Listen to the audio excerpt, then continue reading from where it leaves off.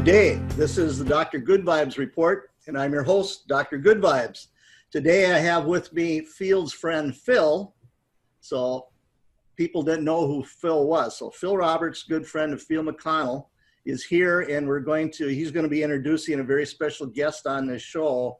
And this is going to be very informative, and we'd like you to just sit down and eat your popcorn and enjoy the show, because this is very important at right where we are right in this time of the planet and time of what's going on.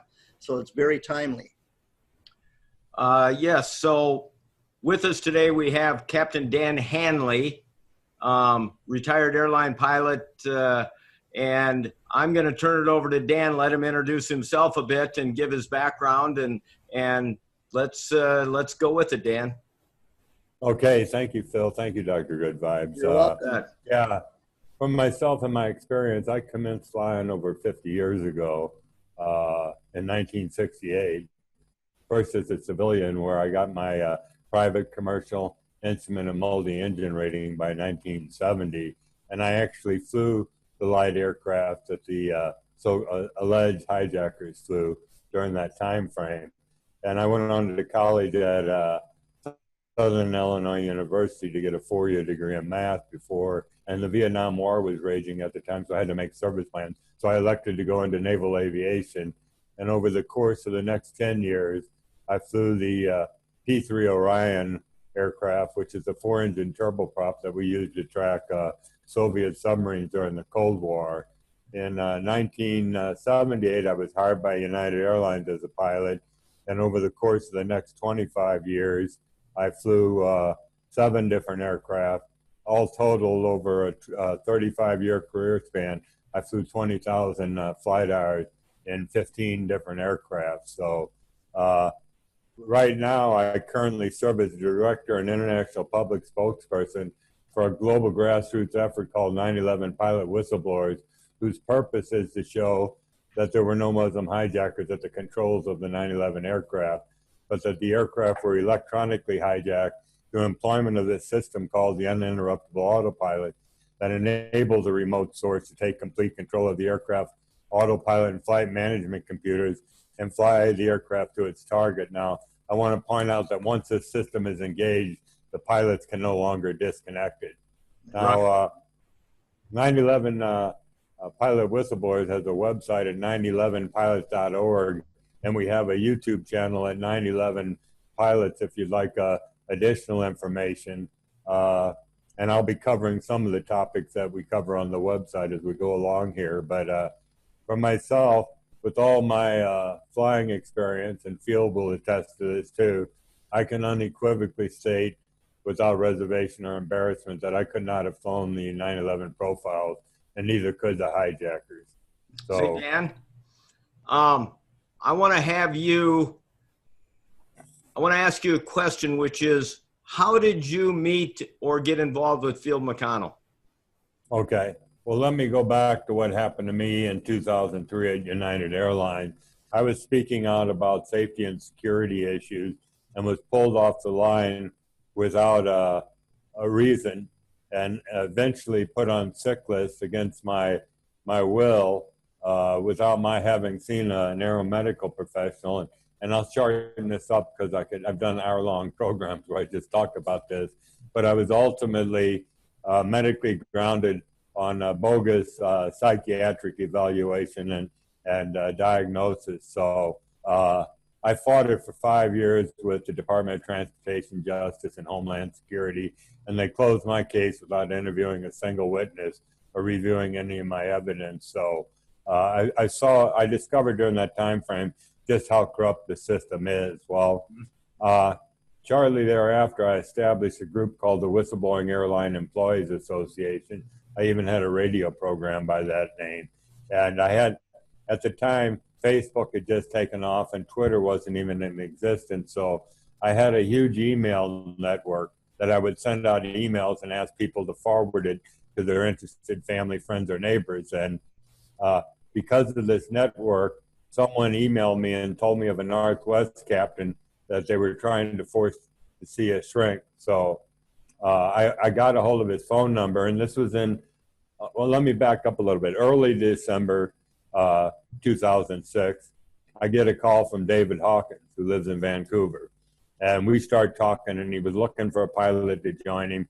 He told me he was a forensic economist, and he told me what he wanted to do, but I was tied up in another whistleblower case that involved judicial corruption in Chicago related to the 9/11, post 9/11 bankruptcy United Airlines was going through. And I told him at present I couldn't help him out. Well, jump ahead about a week later, this is when I got the email about Field and his phone number. So I called up Field. Yeah, I introduced myself, told him who I was. He told me he knew. And he told me that Northwest Airlines, the FAA, and ALPA, the Airline Pilots Association, their union, was attempting to force him to see a quack FAA shrink in Los Angeles named Dr. James Elliott, who was notorious for grounding pilots on psychological reasons. Yeah. So I said, Field, don't go there, don't do it. It's a setup. And I told him what happened to me. And shortly thereafter, Field, I can't remember if it was a week, 2 weeks, or a month, he resigned from Northwest so he could serve as an expert witness in future litigation. Yeah. Now, Field and I, for myself personally, my ordeal cost me a 27-year marriage, the alienation of my two kids who blame me for the divorce, still believe the official 9/11 story and do not speak with me. And I lost about $4 million in pay, pension, and stock.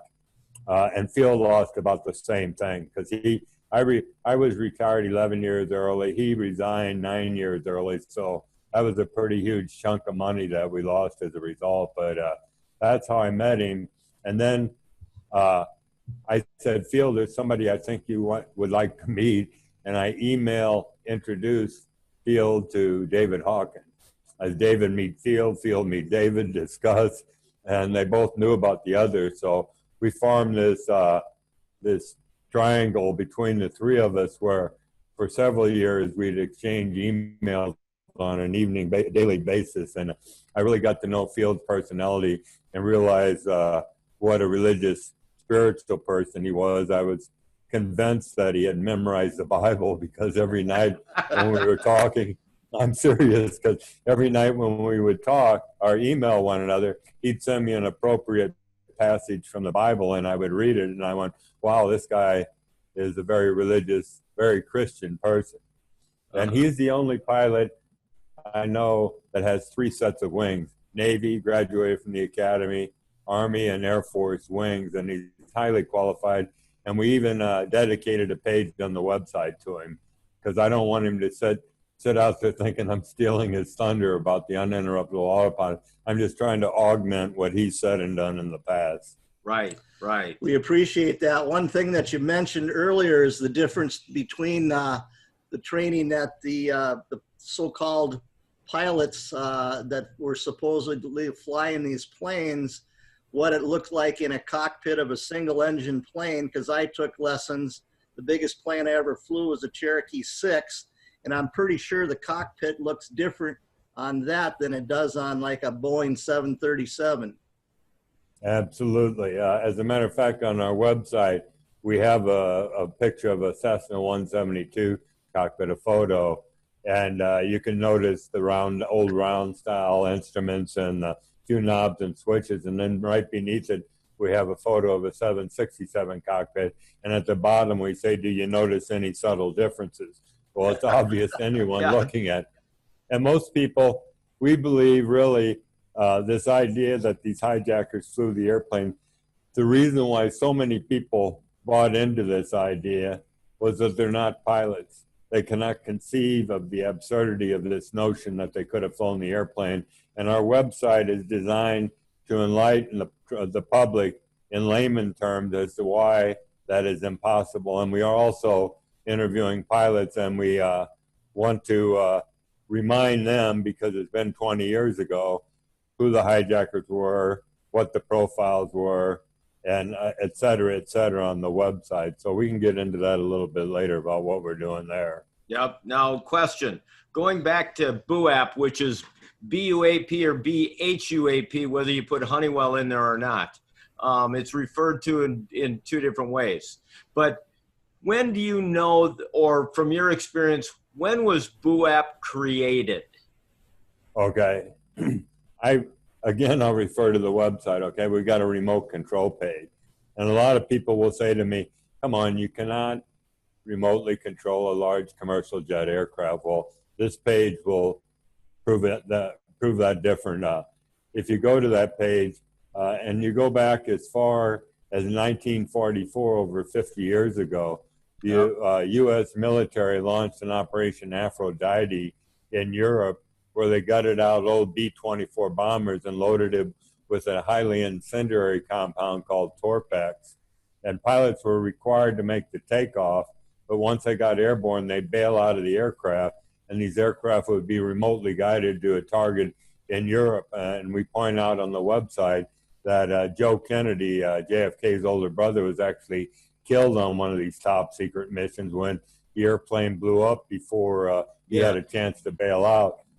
You jump ahead 40 years, and we only cite 2 examples on the website, and there's many others that Field could cite as well, because they use drones as targets in fighter jet aircraft. They use drones, but we jump ahead 40 years, and you can imagine the advances in technology, especially with the advent of the computer age, of what they were able to do with aircraft.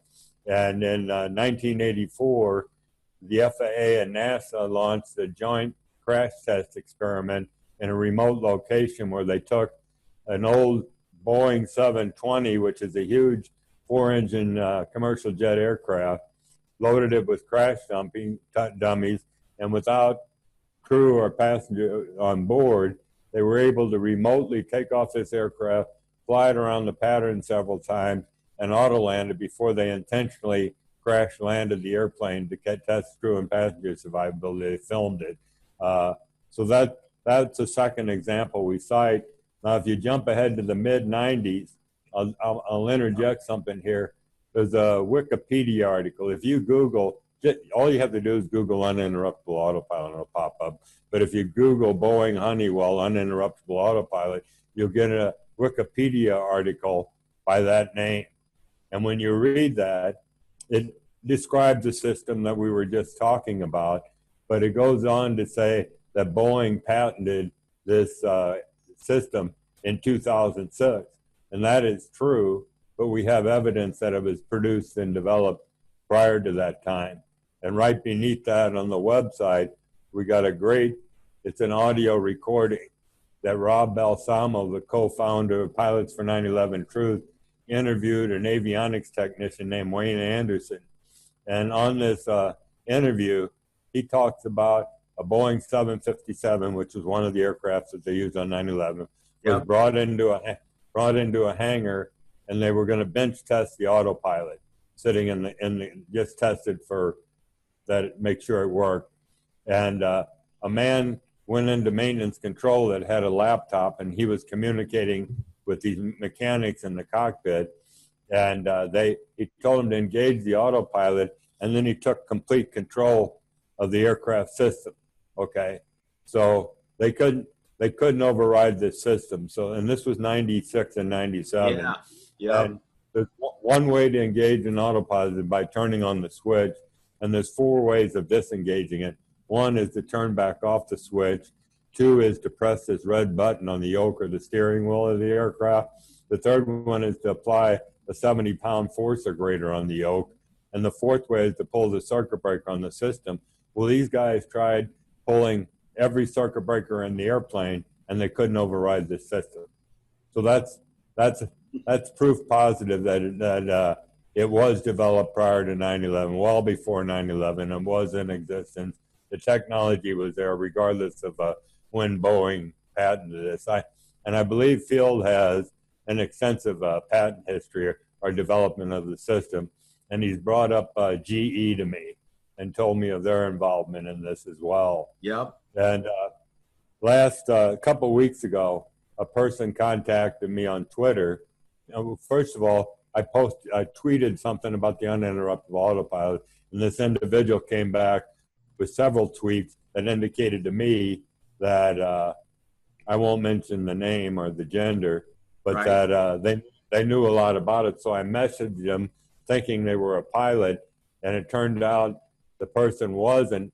The person worked for Raytheon and had extensive inside information that it was going to share with me, and we exchanged emails, and I haven't heard back. But people don't realize that there may well have been certain floors of the trade centers that were targeted that day, such as Cantor Fitzgerald. Field and David Hawkins talked about this a lot, and also Raytheon. And this person told me that they worked in that specific division with the uninterruptible autopilot. And he was supposed to be at a meeting at the World Trade Center that morning, and the airplane struck the Raytheon office, killing the president, vice president of that division, and 11 other employees. And that afterwards, he was stalked for a few years, such that he moved out from his family to protect them and was receiving threats. So that's why he's leery to come forward to, although I promised anonymity, I just needed the information. So right. The other thing, and you go ahead, Phil. Well, what I was going to do is part of what I wanted to bring out today was, number one, was that BUAP existed and that it was very likely in airplanes at that time of 9/11.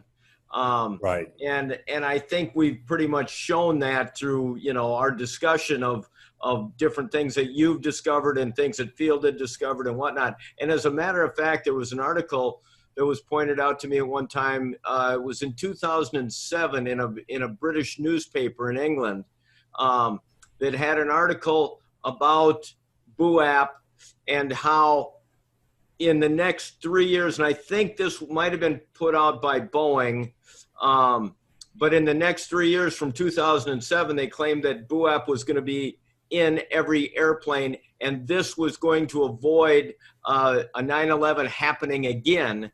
And it was pointed out to me that, but BUAP back in 2001 is what allowed 9/11 to happen rather than avoid another one.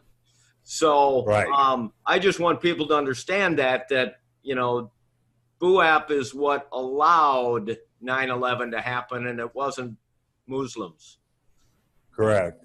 As a matter of fact, our organization is not stating what happened on 9/11. We're saying what could not have happened, and that is the hijackers could not possibly have flown the aircraft. Let's get into that a little bit and talk about the difficulty of flying an airplane at the speeds that are necessary to keep that airplane on flight, and how far out. I've been told that, you've got to be pretty much aimed at, like 4 or 5 miles out because of the speed and the approach, how quickly that occurs. And address that a little bit for us. Okay, well, actually, the speeds of the aircraft are around 500 to 600. I'll refer to it in miles per hour so people understand what I'm talking about.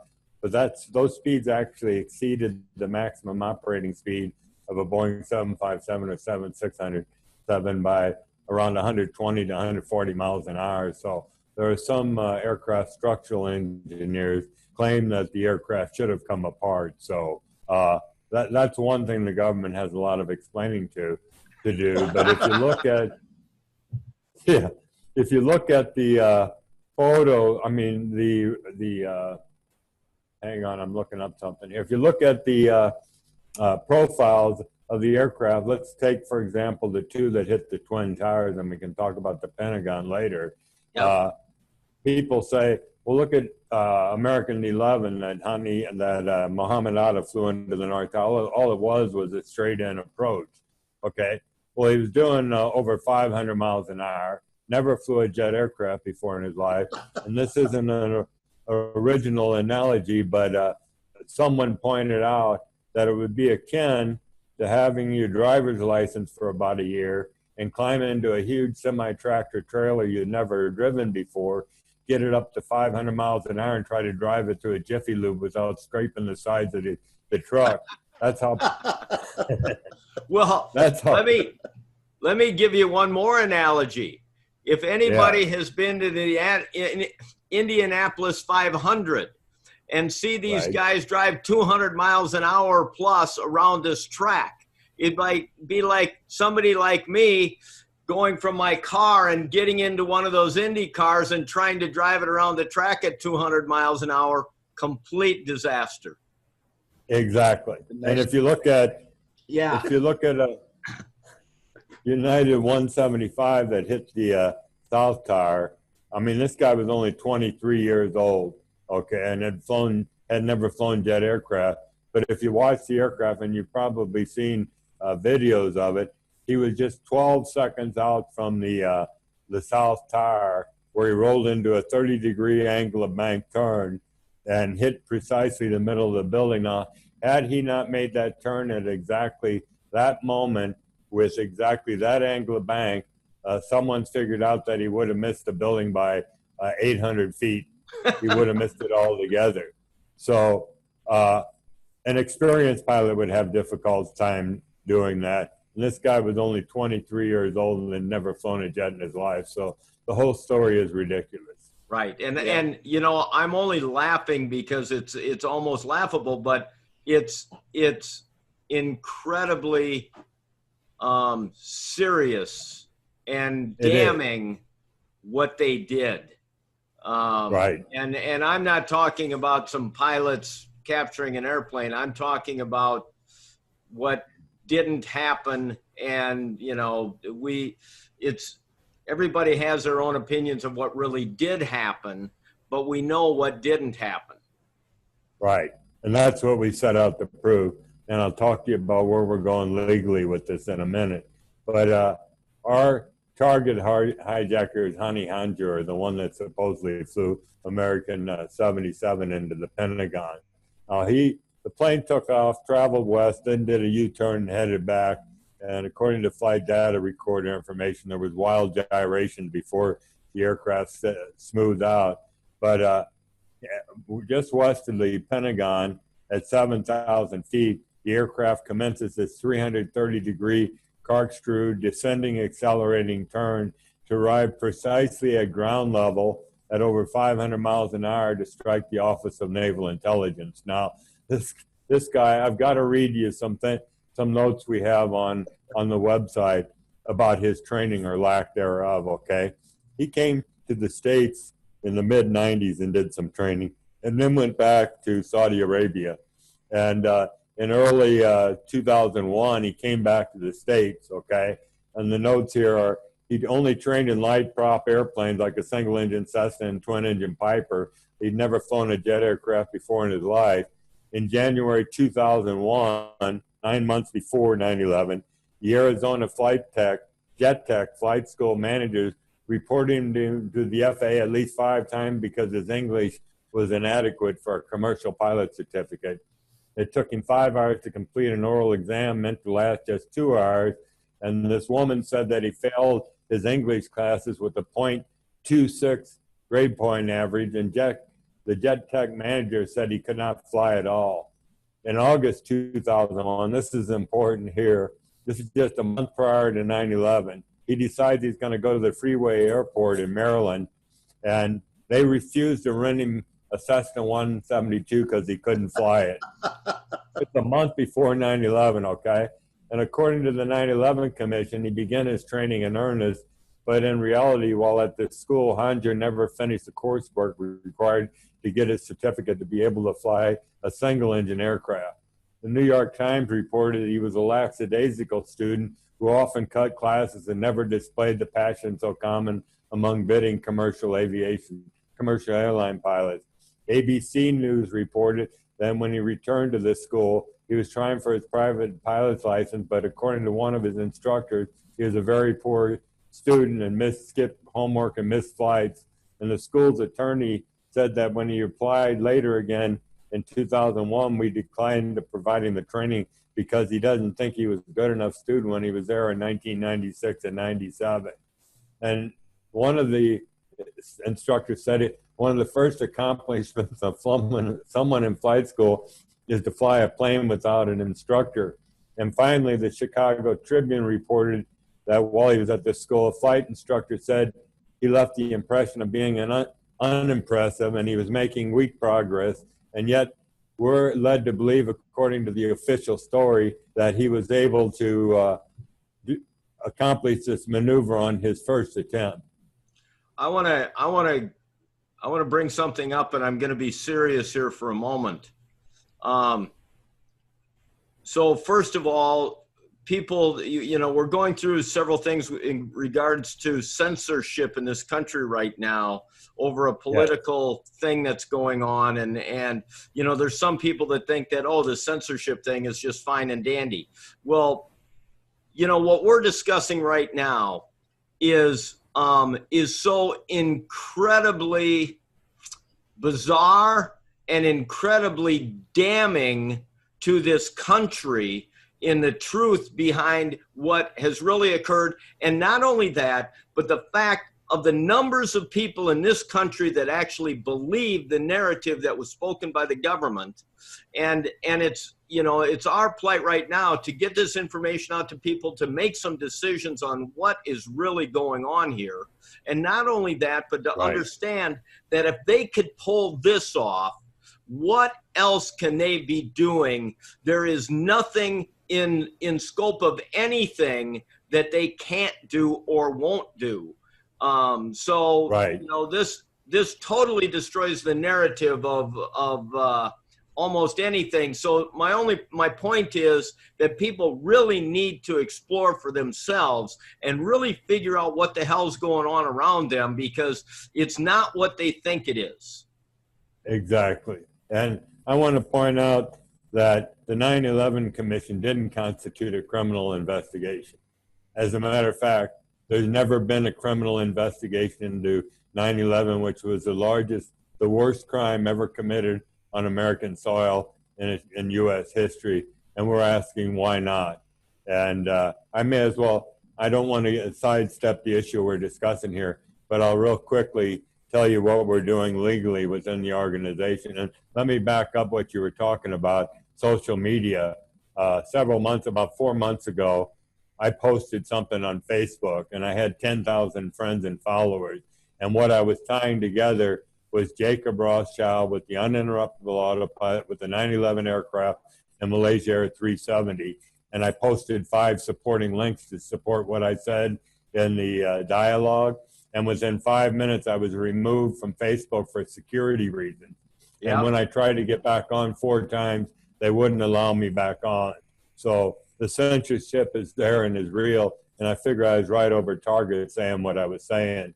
But getting back to what we're doing legally, I'll jump into, and this will be jumping into our next topic perhaps, but I'm in touch with the Lawyers Committee for 9/11 Inquiry. Now people will say, what's that? Not very many people are aware of it, but a group of lawyers in the United States got together with the biggest whistleblowers in the world, 9/11 whistleblowers in the world, and they compiled 57 evidence packages and presented them to the U.S. Attorney in New York. And after they reviewed it, they had no recourse but to convene a grand jury investigation. And their evidence packages conclusively proved beyond a shadow of a doubt that World Trade Center buildings 1, 2, and 7 were brought down by controlled demolition and not by the jet aircraft impact damage or the fuel fires that ensued. So we're in contact with them, and they insist, the chief litigator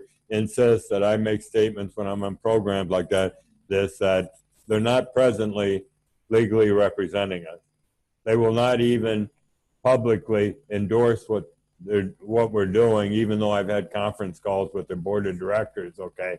But if after a certain point in time we can produce evidence and witness testimony, they'll entertain the idea of compiling this information and presenting it to a U.S. attorney. Well, what are we doing at the organization? I'm interviewing pilots from around the world who will attest to this fact that the hijackers couldn't have flown the airplane, and they couldn't have either. So that's part of the testimony we're presenting to them. But last month, I filed an FAA whistleblower report via their hotline, and I got an email receipt with a file number attached to it saying reference that every time you email us. And about a week later, I get an email from an FAA engineer in Seattle saying he was in receipt of my information and I was his point of contact with the FAA, and he wanted to set up a conference call with another one of his people in the office there to discuss the matter. And I said, okay, fine, I'll call you at 9 o'clock your time tomorrow. And the next morning I get up and I get an email saying we did not realize the depth and breadth of the information you had provided, because I had provided, and Field I'm sure has access to this information. It was a 66-page document that goes into detail about Malaysia Air 370. Well, the FAA have that in their hands. Well, I tried emailing him back and he didn't respond, so I called him. I had his phone number and I talked to him for about 10 minutes, and he was very quiet on the other end of the phone. And after that, he ceased all communication with me. So I emailed his boss, and she forwards it back to the FAA hotline, who said they have the information that I provided them, and they'll get back to me after the review of evidence was complete. Well, I went back to him and said, you don't have all the evidence that we want you to have. Don't close this file, because I didn't want them to do what they did to me in 2011, closing my file without reviewing everything. So they came back and said, we reviewed your information, and they referenced 2 whistleblower cases, which I don't have.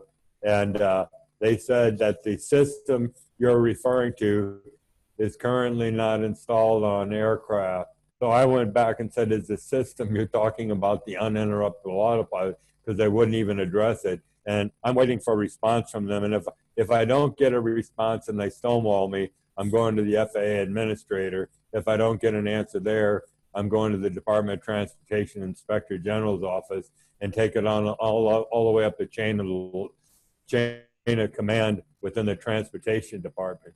Yep. So that's our 2-pronged attack. And I have so little faith and trust in the U.S. government after 17 years of this. I don't think I'm going to be successful, but I'm doing it anyhow. Well, go ahead. Well, here's the deal. The reason this keeps coming up is because it's being suppressed. It's like so many things. I thought I was a relatively intelligent fellow, and when 9/11 happened, I bought the story. I mean, you've got kids that you just said have bought the story, and it took a little knock on the head at 2:15 in the morning on April 1st of 2015.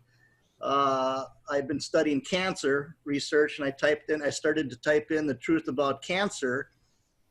And before I got to the cancer thing, the phone started doing its thing, looking for what I was looking for. Well, it ended up being the architects and engineers for 9/11 truth came up. And that was like, I listened to the first, I don't know, minute and a half. And I thought, well, what's this got to do with cancer? And then all of a sudden they're talking about World Trade 7, which I'd never heard of before. And then they showed the picture of the controlled demolition going down. And that started my journey of going down the rabbit hole. And it's the hole just keeps getting bigger and bigger. It's amazing. So thank you for all the work that you've done. And I'm so sorry for what it's done to you personally and for your family, but we need to keep bringing this out. That's why there's Field McConnell's and Field's friend Phil and you, Dan. Thank you for what you're doing. I want to bring something up and make it clear to everybody that we're about finding the truth. Mm-hmm. And if anybody can contact us and tell us what we've got wrong, we want to know it. We want to hear it. But I don't think you're going to find that, because the evidence is just, it's too damning to, so all we're asking is for people to look into this and, find out what is really going on, because we live in apparently a much more evil world than we even imagined. And as we look at all this, we need to know some truth. It's so bad that I typed in, we had a discussion yesterday with a gentleman here, and we're talking about jet fuel and melting the beams in these towers. And I said to him, I said, you know, that's funny because I grew up on a farm and we had a kerosene burning heater in our living room.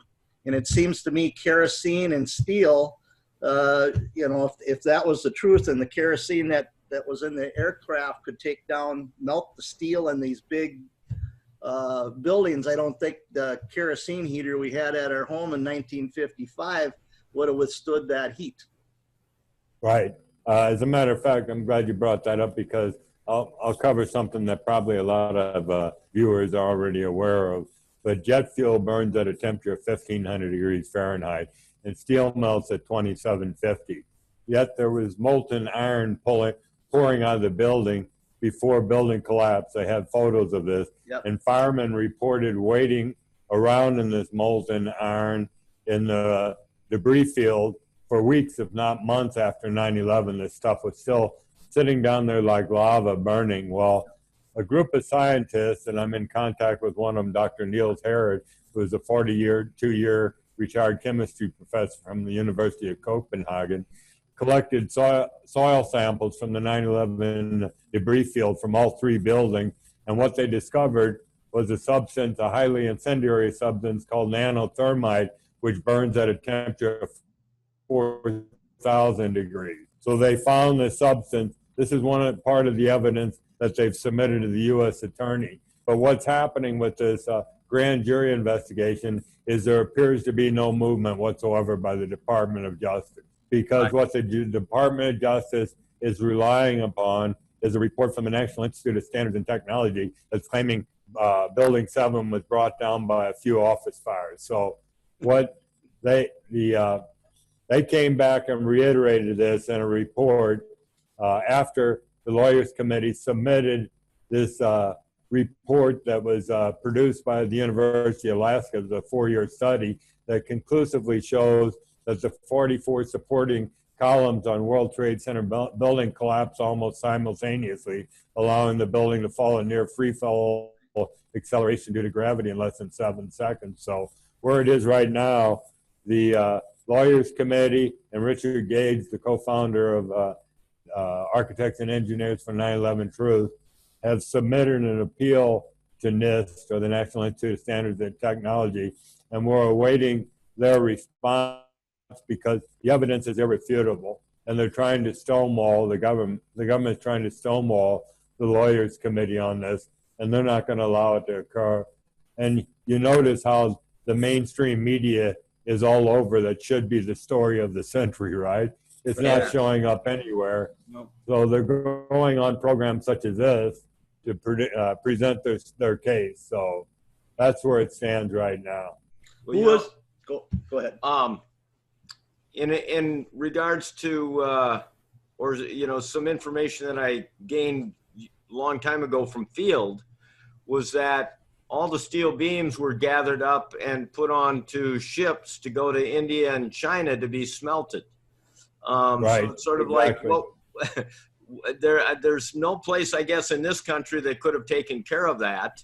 And then there was also something in regards to every truck that was involved in being loaded with the remains or the rubble from the buildings, every truck had GPS on it, and they were highly tracked as to where they were going so they could keep track of all of this stuff so that nothing kind of went where it wasn't supposed to.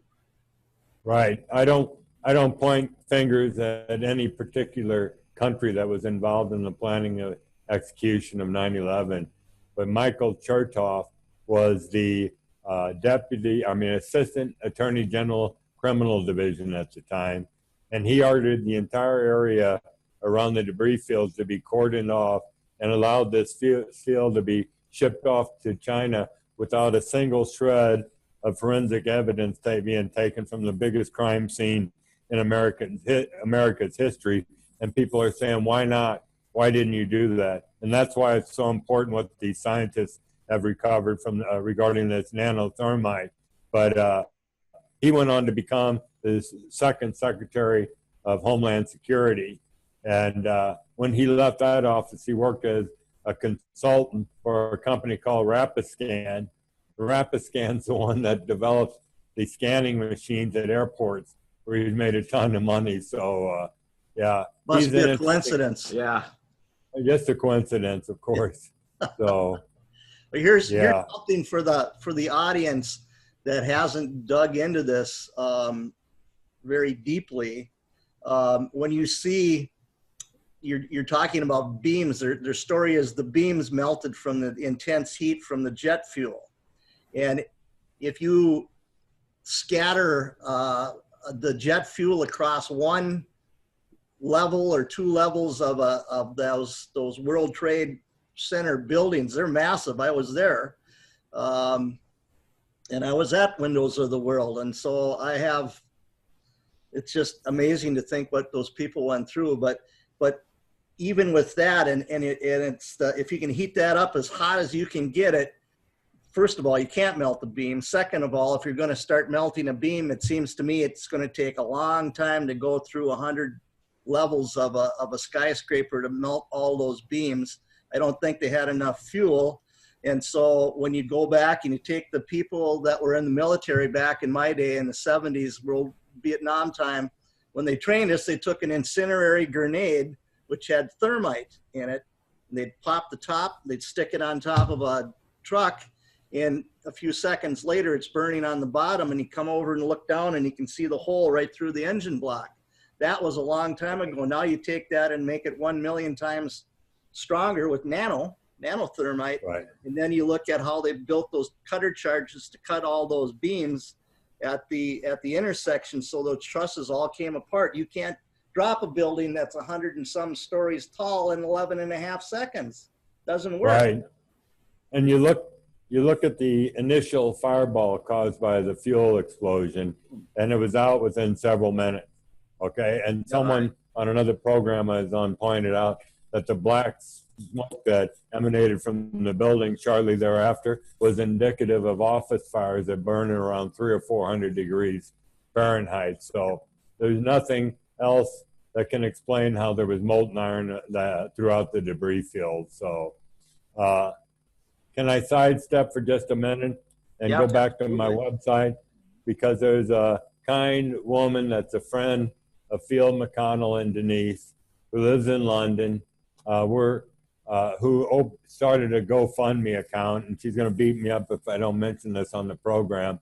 But we're going to start filming a documentary in a couple of weeks here in Islamabad, and we're trying to finance the production of this film. So she's got a GoFundMe out there, and if you just Google Captain Dan Hanley 9/11 documentary, it'll pop up. Any small donation, however little, would be appreciated. Amanda was kind enough. I didn't even ask her to do it. She heard that we were trying to produce this documentary and did it. So she's collected about 1,200 pounds so far, but we need more. And so we're soliciting donations on that. So thanks for letting me bring that up. No worries. We'll put that in a description box below, won't we? Thank you. Well, thank you. Yeah, I appreciate it. So I think that Field will eventually see this video, and I just want to say, hey, Field, Semper Fi. And for people that don't know what that means for Marines, it means forever faithful. And Marines don't leave their dead or wounded out in the battlefield. And I wasn't a Marine, but I'll be damned if I'm going to abandon Field McConnell right now, because he needs all the support he can get out there. Absolutely. Yeah. And I know, Field certainly appreciates that. I get information through his son, and hopefully things are over soon. Everybody wants to hear reports on it, and it's sort of like cooking molasses on a very low flame. It doesn't cook very quickly.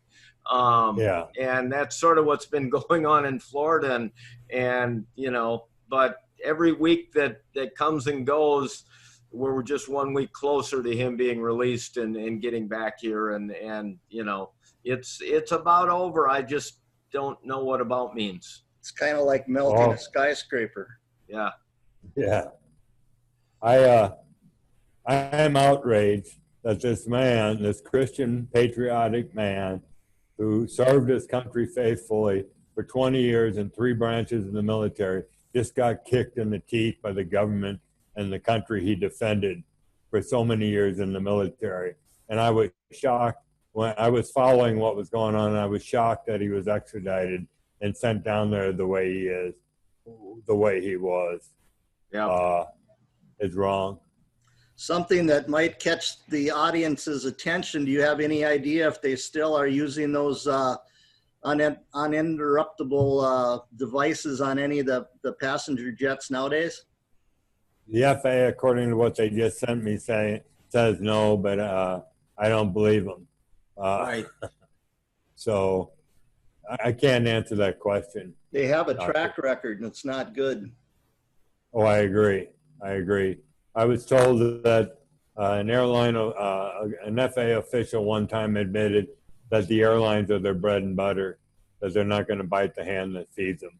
Right. At any time, in the airlines, what happened to me, it's called the nuclear device. It's a weapon of last choice to eliminate a dissident pilot. So anytime a pilot steps forward with information that might damage the aircraft manufacturer, the airline, the union, or the FAA, they're going to stomp on his head and crush it like a grape.